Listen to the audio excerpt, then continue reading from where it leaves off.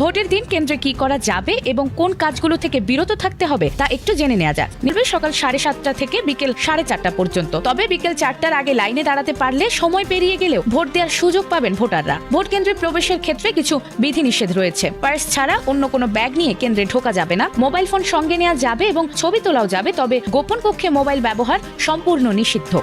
যে কোনো শালীন পোশাক পরে ভোট দেওয়া যাবে, তবে কেউ নেকআপ পরে গেলে পরিচয় নিশ্চিতের জন্য পোলিং এজেন্টের অনুরোধে একবারের জন্য তা খুলতে হতে পারে। এছাড়াও কোনো ধরনের দাহ্য পদার্থ বা অস্ত্র নিয়ে কেন্দ্রে প্রবেশ কঠোরভাবে নিষিদ্ধ। ভোট দিতে এনআইডি সঙ্গে রাখা বাধ্যতামূলক নয়, তবে সাথে থাকলে পরিচয় শনাক্ত সহজ হবে। ভোটারদের নাম ও ক্রমিক নম্বর মিলিয়ে দেখার পর পোলিং অফিসার আঙুলে অমোচনীয় কালি লাগাবেন। এরপর দেয়া হবে দুটি ব্যালট পেপার, একটি সংসদ নির্বাচনের জন্য, অন্যটি গণভোটের জন্য।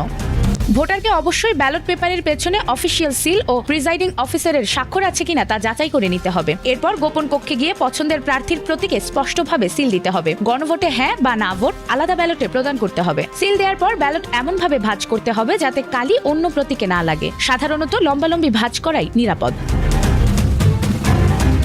সবশেষে ভাঁজ করা ব্যালট নির্ধারিত স্বচ্ছ ব্যালট বাক্সে ফেলে দ্রুত কেন্দ্র ত্যাগ করতে হবে। এভাবে করে একজন ভোটার নিজের ভোট প্রদান সম্পন্ন করবেন।